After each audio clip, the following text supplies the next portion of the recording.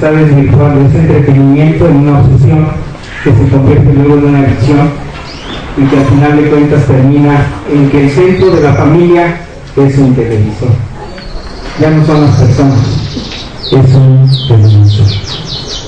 ¿Por qué? ¿Por qué hay esa tendencia de poner ídolos delante de nosotros? De poner a Dios como ídolo y buscar adorar a esas imágenes.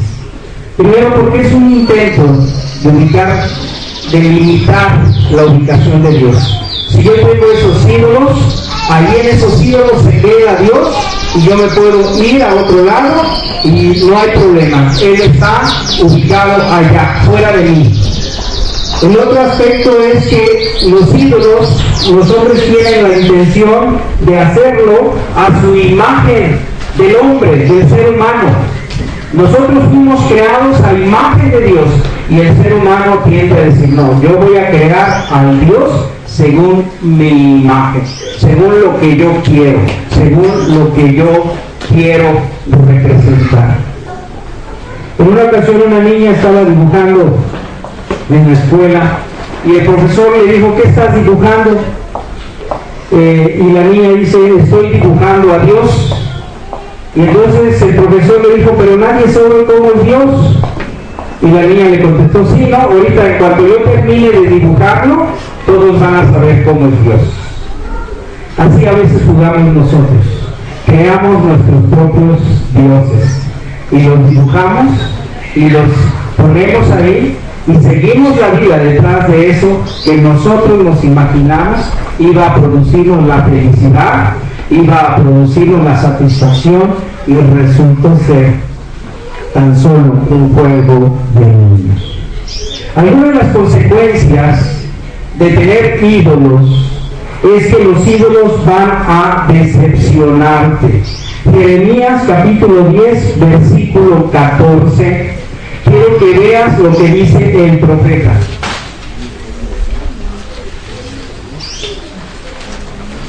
Jeremías capítulo 10 versículo 14.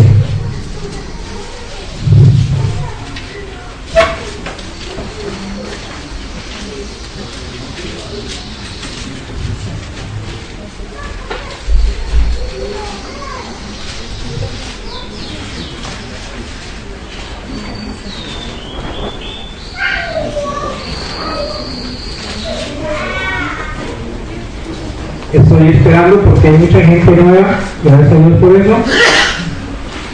Y si alguien no tiene Biblia, préstesela, usted si ya lleva tiempo aquí en la congregación, préstele la Biblia para que otra persona pueda leer esta parte que es palabra de Dios y que se refiere a los ídolos. Jeremías capítulo 10 versículo 14 dice así: todo hombre se embrutece y le falta ciencia, se avergüenza de su ídolo todo fundidor, porque mentirosa es su obra de fundición y no hay espíritu en ella. Los ídolos le van a decepcionar. Se avergüenza aún el orfebre de lo que está haciendo. El engaño encubre toda la atmósfera de los ídolos. Detrás de lo que parece apetecible, detrás de lo que parece bueno, detrás de lo que parece algo que me va a traer protección, hay engaño.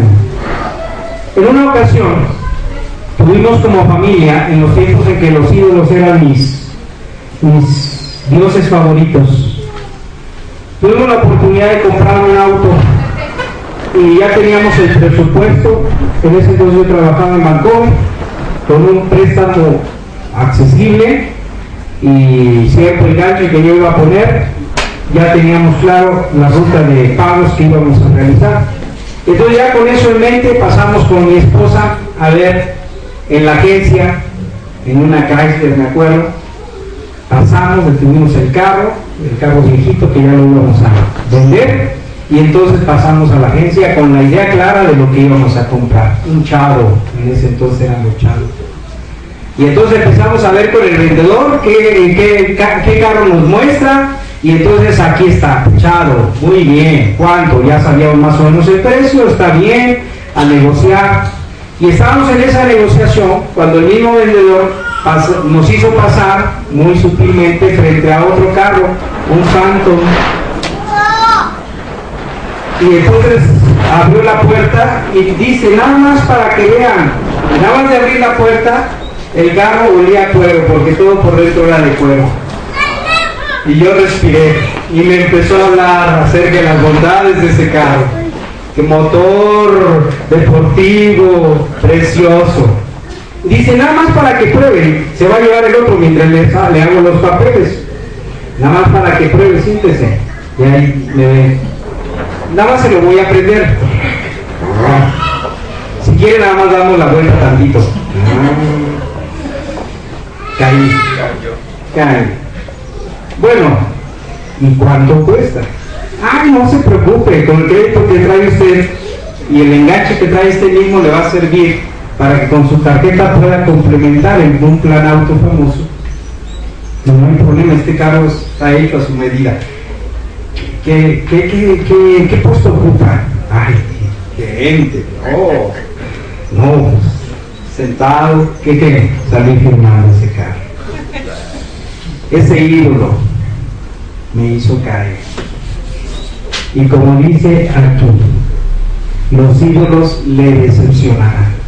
No pasaron ni 4 meses cuando ya estaba sufriendo a través de la tarjeta unas cuotas exorbitantes. El carro me funcionó, pero el carro era incómodo para que tuviéramos al niño atrás, era incómodo. Y si subíamos a otra persona, ese auto deportivo era tremenda molestia para el que estuviera detrás. A mi esposa yo la convencí que ese era el auto que nos convenía, pero en realidad detrás de eso había un ídolo que me había capturado en esas decisiones. Y al final terminó decepcionando. No vean cuántas canas me sacó ese ídolo. La felicidad aparentemente lograda se convirtió en una fuente de preocupaciones económicas por varios años. Y yo no aprendí. Después tomé más decisiones que siguieron socavando mi vida económica, espiritual, familiar, y los ídolos le decepcionarán. El segundo aspecto es que los ídolos lo dominarán. 1 Corintios 12:2 dice: sabéis que cuando erais gentiles se os extraviaba llevándoos como se os llevaba a los ídolos mudos. Los ídolos lo dominarán. Dice, se os extraviaba llevándoos, se los llevaban. Ya no es que yo los llevo al ídolo, sino el ídolo me lleva a mí. Ya no es si yo tengo dinero, sino el dinero me tiene a mí. Ya no es si yo tengo trabajo, sino el trabajo me tiene a mí. Ya no es si vivo para trabajar o trabajo para vivir. Los ídolos lo dominarán. Llegará un momento en que esos ídolos pondrán la pauta de su vida y no se podrá escapar a eso. Usted puede convertir de muchas cosas un ídolo si no se cuida, y eso se convertirá en algo que lo dominará. El internet puede convertirse en un ídolo. Algo que es tan sano, algo que podría ser tan y es tan bueno, podría convertirse en un ídolo.